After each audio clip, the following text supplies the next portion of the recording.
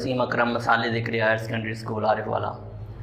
अज़ीज़ तलबा, आज हम हफ्तम क्लास के लेक्चर नंबर 7 के साथ हाज़िर हैं, जो कि हमारा लेक्चर है वो है ख़त के मुतल्लिक़, जिसमें हम सीखेंगे कि ख़त किस तरह लिखा जाता है और उसके बारे में अहम मालूमात होंगी। ख़त की तारीफ़ होगी और ख़त का लुग़वी और इस्तिलाही माना के मुतल्लिक़ हम जानेंगे। तो सबसे पहले जो चीज़ अहम है वो ये है कि ख़त की तारीफ़ और मफ़हूम कि ख़त कहते किसे हैं लुगत के एतबार से, यानी लुग़वी माना इसका क्या है। ख़त अरबी ज़बान का लफ्ज़ है जिसके मानी तहरीर हैं। यहाँ पर जो लफ्ज़ मैंने अभी बोला था अरबी, इसमें आप अक्सर बच्चे जो हैं, अक्सर तालिब इल्म जो हैं वो गलती करते हैं पढ़ने में, वो अरबी पढ़ देते हैं। अरबी गलत है। आइन के बाद रे के ऊपर ज़बर आएगी। अरबी ज़बान का लफ्ज़ है जिसके मानी हैं तहरीर, लकीर, निशान, नामा, मकतूब और चिट्ठी वगैरह के। ये हवाला है जी फ़रोज़ुल लुग़ात का सफ़ा नंबर 626 में। फिर उसके बाद इस्तिलाही मफ़हूम इसका। अदबी इस्तिलाह में ख़त से मुराद दो अशख़ास के दरमियान तहरीरी राब्ता है। ग़ालिब ने ख़त को निस्फ़ मुलाक़ात कहा है। वैसे तो मुलाक़ात अमूमन दो या दो से ज़्यादा अशख़ास के बाहमी मेल जोल को कहा जाता है, यानी कि जिसमें फ़िज़िकल अट्रैक्शन होती है, गले मिला जाता है, मुसाफ़ा किया जाता है, बातचीत की जाती है, आपस में बैठ के बाहमी गुफ्त व शनीद होती है, उसको मुलाक़ात कहते हैं। लेकिन ग़ालिब ने ख़त को भी निस्फ़ मुलाक़ात कहा है। निस्फ़ मुलाक़ात उसने इसको इसलिए कहा है कि जब हम ख़त लिख रहे होते हैं तो उस वक़्त हमें महसूस हो रहा होता है कि जो सामने हमारे जो सामने बैठा है, यानी जिसको ख़त लिख रहे हैं, वो हमारे सामने बैठा और हम उससे बातें कर रहे हैं। इसलिए वो चूँकि फ़िज़िकली तो हमारे सामने नहीं बैठा होता, हम एक तहरीर की सूरत में उससे बातें कर रहे होते हैं, तो इसलिए इसको निस्फ़ मुलाक़ात कहा गया है। ठीक है। लेकिन दौरे जदीद में मुवासलाती निज़ाम जैसे इंटरनेट, ईमेल, टेलीफोन वगैरह, इसमें जो तरक्की हुई है जिसकी वजह से ख़त का जो रुझान है ना बिल्कुल ख़त्म हो गया है, बल्कि नापैद हो गया। अब खाल ही कोई ख़त लिखता होगा। जो अदबी रुझान के हामिल लोग हैं, जो इस चीज़ को समझते हैं, ख़त की अफादियत को समझते हैं, वही ख़त लिखते होंगे। उसके बसूरत दीगर टेक्नोलॉजी ने, मुवासलाती निज़ाम ने ख़त लिखने की जो सहूलत है या ख़त लिखने की जो बात है, इसको बिल्कुल ख़त्म कर दी है। उसके बाद आते हैं जी खतूत की कई अक़साम हैं, जिनमें निजी खतूत हैं यानी ज़ाती खतूत हैं। एक दोस्त के दूसरे दोस्त को ख़त हो सकते हैं। फिर उसके बाद कारोबारी खतूत हैं, जो कारोबारी हजरात के दरमियान में आपस में ख़त व खिताबत होती है। फिर उसके बाद आता है कि सरकारी खतूत, जो हुकूमती अरकान हैं, वो अपने जो दोस्त अहबाब हैं, जो अपने ओहदेदार, जो आप एक जैसे ओहदेदार हैं या आपस में जो बातें होती हैं ख़त व खिताबत के ज़रिए करते हैं, ठीक है, उसको सरकारी खतूत कहते हैं। और फिर रस्मी खतूत शामिल है जिसमें हम दावतनामा देते हैं, यानी शादी ब्याह का या चलीसवें का, या इसके अलावा कोई और आपके घर में कोई रस्म होती है या कोई प्रोग्राम होता है जिसकी दावत दी जाती है, उसको रस्मी खतूत कहते हैं। फिर उसके बाद जो अगला स्टेप है वो है जी ख़त के अज्जा। ख़त के अज्जा कौन कौन से हैं? सबसे पहले है जी मुकाम रवानी व तारीख़। अब यहाँ पर अक्सर बच्चे गलती करते हैं, वो रवानी की बजाय रवानगी लिख देते हैं, ये गलत है। इसके अलावा एक लफ्ज़ और है नाराज़गी, वो भी गलत है, उसकी बजाय हम लिखेंगे नाराज़ी। ठीक है। अब इसको हम क्या कहते हैं?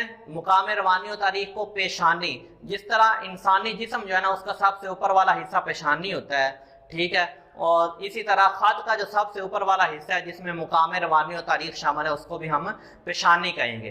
ठीक है। और दूसरे नंबर पर आया था अलक़ाब व आदाब, यानी इसमें हम जिसको हम ख़त लिख रहे हैं उसको उसकी हैसियत के मुताबिक, उसके ओहदे के मुताबिक, उसकी ताकत के मुताबिक जो है ना वो अलक़ाब व आदाब देते हैं। फिर उसके बाद अगला जो तीसरा पॉइंट है वो है नफ्स मज़मून, यानी हम उस ख़त में क्या लिख रहे हैं। ठीक है। फिर उसके बाद चौथा पॉइंट है दुआ, यानी नफ्स मज़मून लिखने के बाद आखिर में हम जिनको ख़त लिख रहे हैं उनके घर वालों को, उनके दोस्त को, उनके साथ जो रहते हैं सबको दुआ व सलाम देते हैं। फिर उसके बाद इख्तिताम होता है जिसमें वस्सलाम लिखा जाता है। और फिर आखिर पे पता होता है जिसको हम ख़त लिख रहे हैं, ठीक है, उसका नाम और पता लिखा जाता है। फिर उसके बाद आ जाता है जी ख़त का तरीका, कि ख़त का ये एक मॉडल है, एक नमूना दिया हुआ है कि ख़त किस तरह लिखना है। ठीक है, सबसे पहले जो सबसे ऊपर है वो है जी इम्तिहानी मरकज़।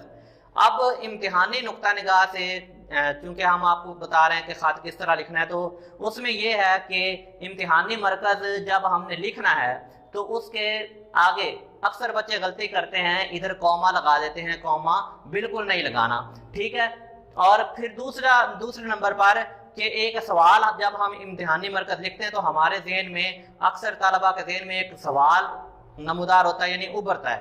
ठीक है, तो वो सवाल ये है कि कमरा इम्तिहान की बजाय इम्तिहानी मरकज़ क्यों लिखा जाए, हम इम्तिहानी मरकज़ की बजाय कमरा इम्तिहान क्यों नहीं लिख सकते। तो इसकी एक वजह है, वो मैं आपको बताता हूँ। उसकी वजह यह है कि कमरा इम्तिहान लिखना जो है वो गलत है, वो बिल्कुल ठीक नहीं है। गलत क्यों है? क्योंकि कमरा जो है वो पुर्तगाली या अतालवी ज़बान का लफ्ज़ है। किस ज़बान का?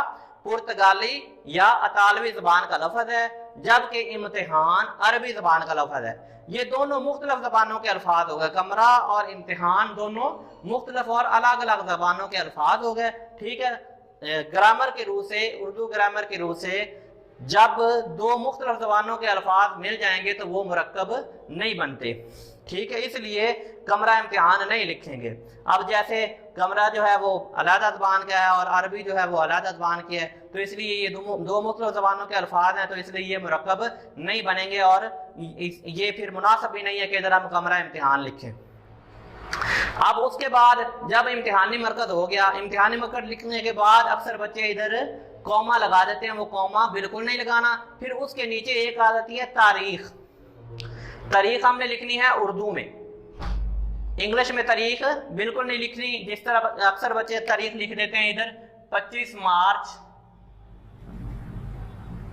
2017, ये जो है ये बिल्कुल गलत है। हम उर्दू में खत लिख रहे हैं तो तारीख भी हम उर्दू में लिखेंगे। 25 लिखने के बाद इस तरह, उसके बाद आगे ये जो अलामत है इसको खत्मा कहते हैं। इंग्लिश में इसको फुल स्टॉप कहेंगे और उर्दू में इसको खत्मा कहते हैं। तारीख के बाद ये अलामत लगाना इंतहाई ज़रूरी है। उसके बाद उर्दू में आप महीने का नाम लिखेंगे और फिर उसके बाद उर्दू में ही आपने सन लिखना है। ठीक है, जो इससे अगला स्टेप है वो ये है कि आप जिसको खत लिख रहे हैं उसको अलकाब देना है। और ठीक है, अलकाब उसकी हैसियत के मुताबिक आप देंगे। मिसाल के तौर पर आप अपने अब्बा जान को खत लिख रहे हैं तो मोहतरम अब्बा जान, प्यारे अब्बा जान। भाई को खत लिख रहे हैं मोहतरम भाई जान, प्यारे भाई जान। ठीक है, यानी जिस तरह उसकी हैसियत होगी, जिस तरह उसका ओहदा होगा, उसके मुताबिक उसको हमने अलकाब व अदाब से नवाजना है। अब ये हो गया। उसके बाद जब हमने इधर अलकाब व अदाब देना है तो साथ ही हमने अस्सलामु अलैकुम लिख देना है। अगर इधर लिखेंगे तो इधर फुल स्टॉप आएगा, यानी खत्मा की अलामत आएगी।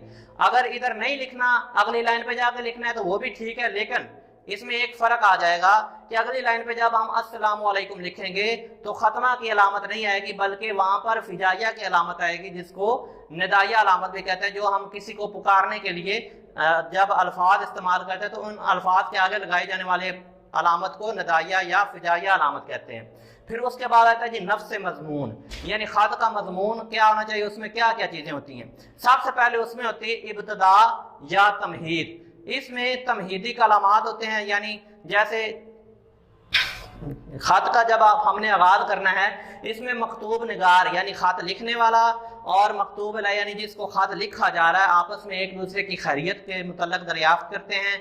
और ठीक हो गया। और उसके बाद जो दूसरा पॉइंट है वो है जी वस्त। वस्त कहते हैं दरमियान को, यानी मिडल पोर्शन। मिडल पोर्शन में क्या चीज आएगी जी, खत का असल मकसद होता है, जिस मकसद के लिए मकतूब नगार मकतूब अलैह को खत लिख रहा है वो असल मकसद बयान किया जाता है, उसको वस्त कहते हैं। फिर उसके बाद तीसरा पॉइंट जो आ जाता है वो दुआ, यानी वस्त लिखने के बाद, यानी खत का असल मकसद और मुद्दा लिखने के बाद हम जो मकतूब निगार है वो मकतूब अलैह के घर वालों को, दोस्त अहबाब को, जो उसके साथ रहते हैं या जो उसके साथ रिलेटिव हैं, उसके रिश्तेदार हैं, उसको सलाम दुआ कहता है। ठीक है, फिर उसके बाद इख्तिताम आ जाता है। इख्तिताम में हम लिखते हैं जी वस्सलाम। जब हमने वस्सलाम लिखना है तो सीन के ऊपर हमने शाद लिखनी है, यानी तशदीद की अलामत डालनी है, इसके बाद जोर दिया जाता है। फिर उसके बाद है जी मकतूब अलैह का नाम और पता। आखिर पे क्या चीज़ आ जानी है कि मकतूब इलाही का नाम और पता। वस्सलाम के बाद हमने मकतूब इलाही का नाम और पता लिखना है। ठीक है, ये खत का तरीका था। अगर आपको इसमें से किसी चीज़ की समझ नहीं आती तो आप जो हमारी वेबसाइट है उस पर अपना सवाल छोड़ सकते हैं और पूछ सकते हैं, जहाँ से आपको समझ ना आए हम इंशाल्लाह उस सवाल का जवाब देने की पूरी कोशिश करेंगे। और इसके अलावा आपका जो घर का काम है, जो आपने इसके लिए एक रजिस्टर मखसूस किया हुआ है, वो जो उसके ऊपर आपने घर का काम करना है वो ये खत लिखना है, वालिद के नाम खत पैसे मंगवाने के लिए। इसको अच्छी तरह से लिखना भी है और इसको अच्छी तरह से याद भी करना है। उम्मीद है कि आपको लेक्चर की अच्छी तरह से समझ आएगी, आई होगी। वस्सलाम, खुदा हाफिज़।